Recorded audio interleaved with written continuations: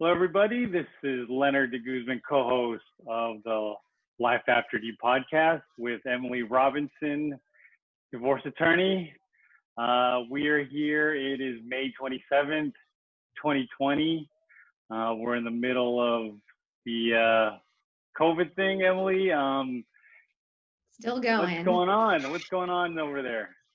Well, things are starting to open up in Ventura County, and also in LA County a little bit, and the courts are set to open next month. It doesn't mean court dates will be soon.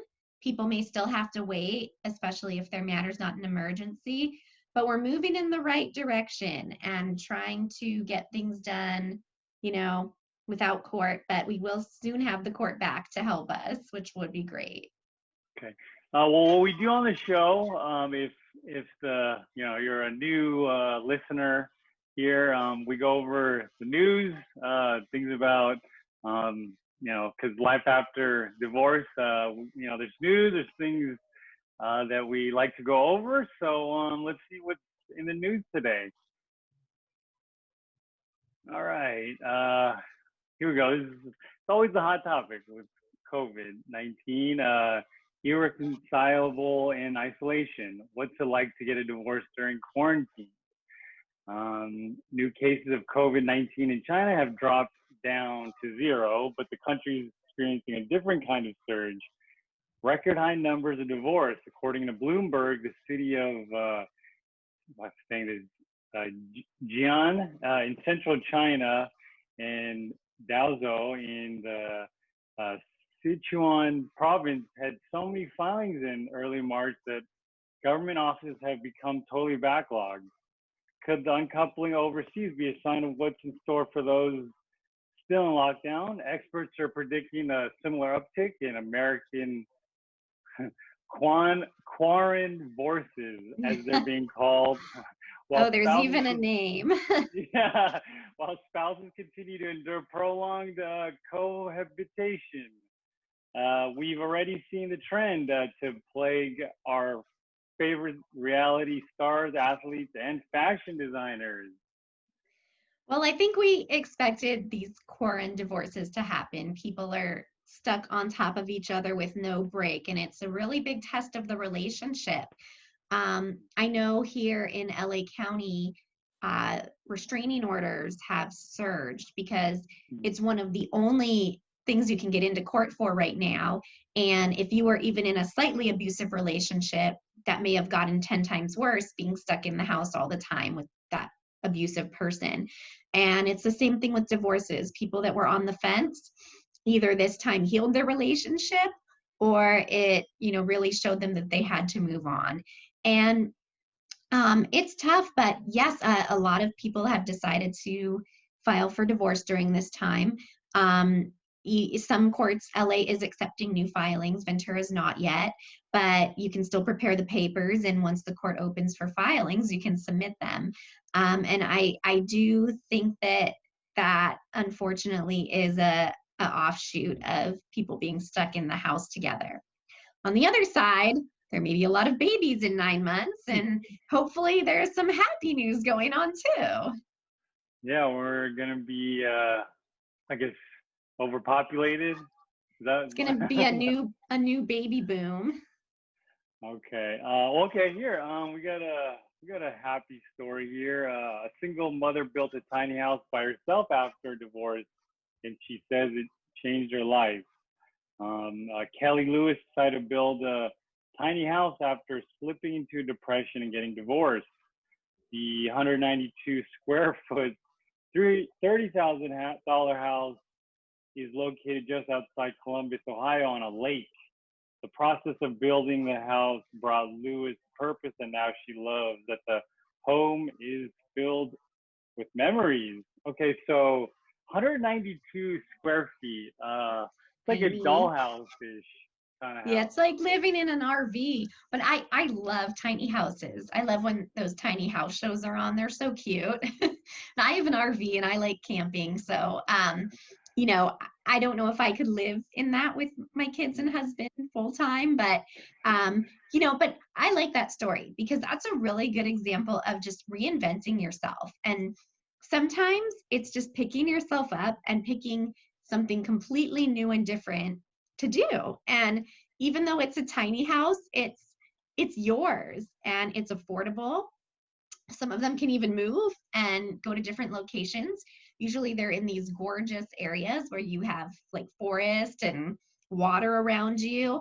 And it's kind of a fun adventure for your kids. I mean, can you imagine, like, maybe not teenagers, but if she has younger kids, how much fun that would be? They probably have like loft beds and like, it's really neat. And it also helps you to see like, what do you really need to survive? You know, you need your family, you need some things, but you can't fit that much in 192 square feet. So you're gonna have to make choices, and it's kind of like this quarantine. It shows you all the things we spend money on that we don't necessarily need, like because I haven't been shopping or really eating out or doing a lot of the things I normally would do, getting my nails done. Like it just shows you like, what do you actually need to survive. And while there are lots of things that we enjoy, it sounds like she found a way to survive that is fun. And she has the necessities, and it's a new start. And I think that's great. Yeah, what I need to do to survive is stop touching my face. I have this bad habit of just, when we do these podcasts, I just touch my face. So it's like I don't know, I saw something where like world leaders are like in their briefings are like, one of the things that you shouldn't do is touch your face, and then like 30 seconds later they're like rubbing their face and everything. So You and my kids. No, it's because when people talk about like bugs, and then you're like, I feel them on me. It's the same thing. Like everyone's talking about germs, and you're like, oh gosh. I think it's just a natural human reaction. all Just use right, a lot so of hand sanitizer. all right, speaking of tips, this is from marketwatch.com.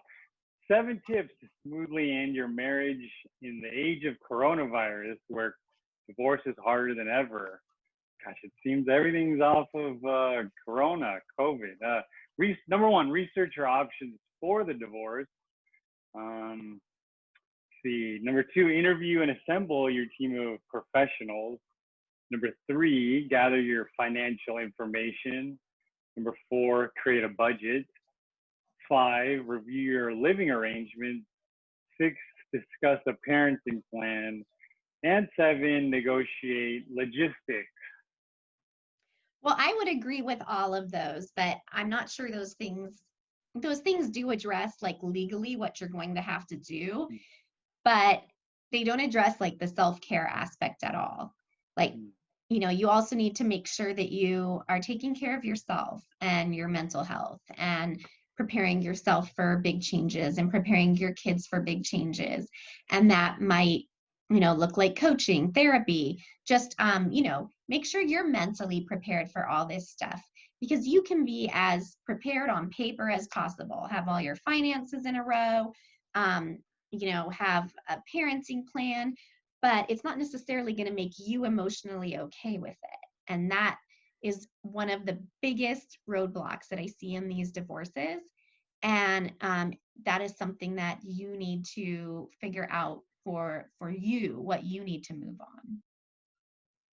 Okay, here from Yahoo Life, another quarantine story. All right, let's see if we get something interesting here. I was headed for a divorce before quarantine. My marriage was sick and dying long before the pandemic arrived. On Valentine's Day 2020, my husband and I called it quits. He packed his bags and left. I poured myself a glass of wine and stared emotionless at his empty side of our clothes closet. I had announced our separation to my parents and cried over my failed marriage. I had hinted to our 5 children about a looming divorce by telling them, things are hard for mom and dad right now, so we are taking some time apart. Skip over here. Then COVID-19 entered the U.S. As a precaution, my husband and I agreed that he should come back home with the understanding that he would sleep in one of the unoccupied bedrooms in the basement. We set up invisible parameters, avoiding one another during daytime hours, but gathering for brief family dinners to maintain a sense of stability for the kids. Oh, wow, this is kind of awkward. You're Yeah. stuck in the house all day. Well, there are a lot of people that choose to live together while they're going through the divorce, and that a lot of times comes down to money, although now it may be more because of COVID or a mixture. It is awkward. It is awkward and it's hard. And I think it's a challenge for most people, if not all. But sounds like those people are doing what you should do, which is putting the children first and making sure that they don't fight in front of the children don't see the awkwardness, and the children feel some sense of normalcy. And that's what has to happen if you're going to choose to live together for, can't talk right now, for necessary reasons or, for other reasons. You just have to make sure that you are doing what's right for the kids, and not sending them the wrong messages, not fighting in front of them. And just, eventually, obviously, they're going to have to deal with it and talk to the kids about it. But it's almost like, when people say actions speak louder than words, you can tell the kids all day and night, we're fine, everything will be okay. But if you're not acting like everything's okay, they're going to feel it and sense it. So if you continue to act like a peaceful, family that gets along, and you're not screaming at each other in front of the children and throwing things, it's going to send a much better message to the children. Okay. That's kind of awkward if you're like going down like the hall and like one look, like my wife, if I look at her the wrong way, it's over. So I can't imagine how that would be. Okay. So here we go. Go with blinders. You go or sunglasses, like yeah. Oh, that's smart. Right. Poker face. Yeah. All right, here we go. Here's another one. This is an interesting one because it says, I filed first. I have been emotionally, physically, and financially abused. Quote, you are so stupid. You are so dumb. Okay. My husband said this to me often, so I filed first. I filed to take control back of my life. I filed first and never felt better. How does that work? Like, if you file first, what does that really say, or does that affect? Yeah. I mean, here it doesn't really matter in the counties I work in who files first. There's no advantage. The only advantage is that you pick the courthouse that it's in, but that's dictated by your zip code and your area. So while you have some choices, it's not, that much of a choice. Like Ventura only has one courthouse you can file in. So it's going to be there no matter what.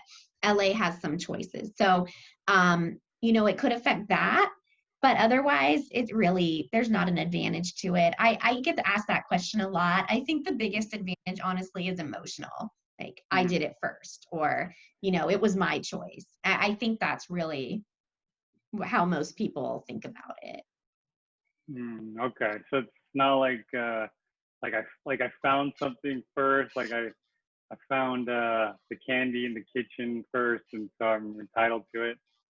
No, yeah, I mean, we're a no-fault divorce state. So, if we had fault as a factor in divorces, it might help, let's say affairs were a reason for divorce and that was a fault-based issue.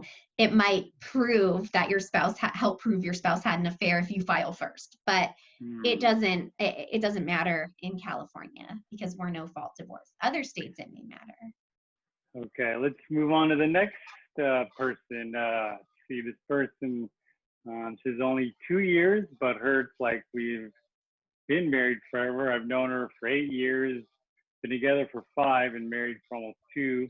She's leaving me. She said she was unhappy, started seeking out excitement from other men, and it slowly spiraled out of control. She swears she hasn't cheated, just isn't cut out for marriage.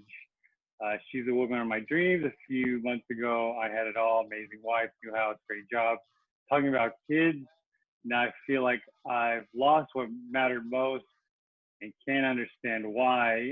She claims she's been unhappy the entire time. We were married, just never told me. It seems so short, but I've never loved someone like this. I'm torn, heartbroken. She's looking for apartments now. Wow. That's really hard. It's really hard, but you can't control other people. So maybe, this was the perfect person in life for you, but it wasn't for her for whatever reason. And that makes it not perfect for you either, because you need a partner who feels the same. And while that's a really hard lesson to take and a hard pill to swallow, um, at some point it just is what it is, and you have to find somebody that's on the same page as you. So even though that person feels perfect, they're not if they don't want what you want out of life. And you know I've seen people reconcile. Sometimes they have to stray and find their own course and go through stuff before they come back, and that could absolutely happen if it's the right fit. But sometimes it just isn't right. And like I've said previously, it doesn't mean that you lost things, that you lost time. That was right for you guys at that time, and you have to cherish that. Now you have to find the next thing that's right for you. Okay, here's another life after divorce. 1 year and 1 million feelings later, I figured it out. This is probably not very inspiring or helpful to most, but it's part of my healing process. So anyone who has been or is going through a divorce generally knows there are huge personal changes and growth that happen after the initial separation. Today, I had one of my biggest revelations as to why I'm still so emotional about my divorce, even though I ended the marriage a year ago. We are not yet legally divorced. We were together for 5 years, married for 3, and we have one children together. We co-parent very well. Everything is very civil, and there is even a friendship there. I chose to end the marriage for a million reasons to simplify it. He's very narcissistic, and our life was never good enough for him. He's skipping down here. Realizing this, I feel like I can move forward, knowing that sometimes it hurts. It's that disappointment having been a common occurrence for me was something I feared most. And ironically, it was the last thing I figured out that I was in fact feeling. I cannot tell if my mind is blown or if I feel relief. I'll figure it out tomorrow. Well, I actually like that because you don't have to have all the answers and you don't have to figure everything out right away. This is a process, just like everything else. It's not overnight. It's not even over 1 year. It's going to take a lot of time, and that's okay. I do hear all the time, pretty much every person who's going through a divorce has diagnosed their ex as bipolar, narcissistic, and sometimes it is 100% accurate. The person clearly is acting like a narcissist would. I mean, I can't diagnose people, but that's the impression I get. But a lot of times people are using these terms loosely, like to describe, mood swings or being selfish.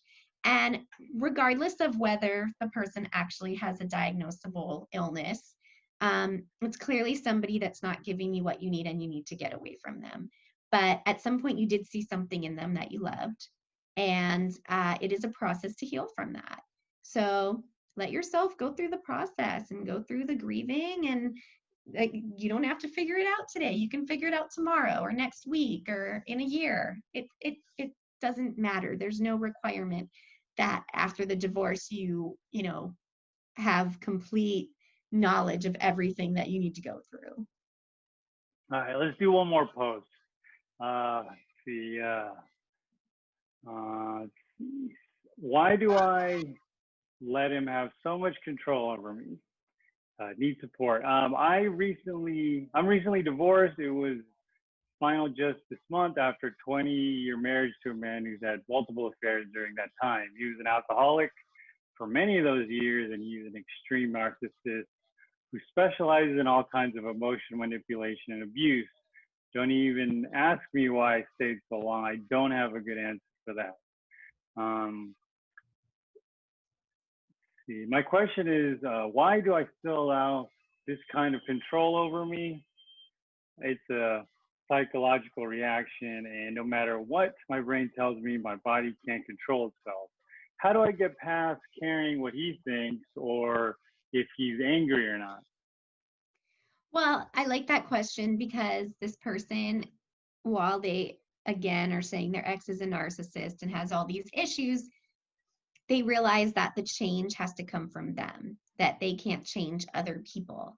So they're asking, how do I change myself to be able to deal with him in my life versus how do I change him? And that's the question you have to ask because you can't change other people. So, how do you change yourself? You have to do some very difficult self reflection and self work, and that probably will require some type of therapy or coaching. Um, I've been in coaching for 10 years. It's life coaching. It's about my business and my life and my career and everything, that goes on with me from having kids to personal issues to work. And it's a lifesaver.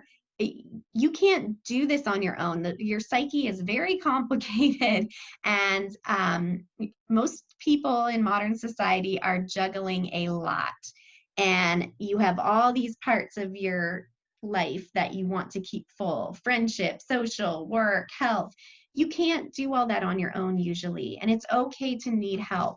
And this person obviously needs somebody to help with these control issues and these self-confidence and self-worth issues. And that's okay.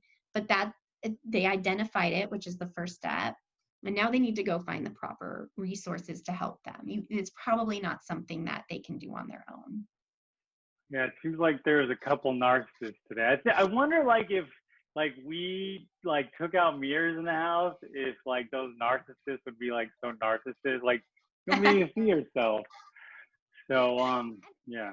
Like, I mean, I don't have a advanced psychology degree. My bachelor's is in psychology because I'm really fascinated by it. I mean, narcissism is an actual personality disorder. And so most of these people that think their ex is a narcissist, they may not be a certifiable, like diagnosable narcissist, but there are certainly plenty of selfish people that only care about themselves and want to look in the mirror all day and can't see their own flaws and blame everybody else for their problems. And that is rampant out there, and it is a big reason for divorce. And it's sad. A lot of times you don't see these traits until after you're married and or after you have kids, and it causes problems. All right. That's the time we have. We're no more talking about this stuff. Go so quick. We didn't talk about any. We didn't have any specific celebrity news. I always look forward to that. I know. I don't think in the last week, I haven't read of any new celebrity divorces, which is a good thing. I've read some happy stuff, like George Clooney and his wife are tucked away in Studio City, and they're actually for the first time getting to spend time with their children, which is, together all as one family because they're not running around different countries working. And that's a big plus. So I think even, we're getting some benefits from COVID, which is that families are getting to spend more time together. And that holds true for the celebrities too. Yeah, it seems like there's no end date or any. I mean, they're opening things slowly, so they'll continue. So I'm supposed to be on a cruise in Alaska right now, but that didn't happen. Oh, yeah, we'll talk about that next week. So, all right. So that's all the time we have for today. Hopefully, the listeners here tune in next week, and we'll go over more things about life after C. And if you have questions or good stories you want to share, feel free to contact us and share. All right. Bye-bye.